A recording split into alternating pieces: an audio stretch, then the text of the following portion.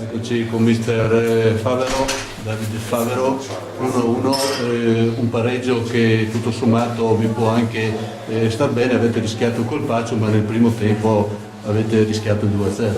Sì, diciamo di sì, diciamo che probabilmente il pari è il risultato più giusto vista la partita. Il primo tempo abbiamo sofferto un po', il secondo tempo l'inesperienza abbiamo sistemato un po' di cose e la partita si è messa nei binari giusto. Infatti secondo me nel secondo tempo qualche occasione dovevamo sfruttare meglio, però insomma, come ho detto anche l'anno scorso, giocare qui a Portogruaro non è facile, è un campo difficile, la squadra non sta blasonata, l'ambiente è un ambiente con trascorsi in Serie B, in Lega Pro, pertanto non è mai facile venire qui.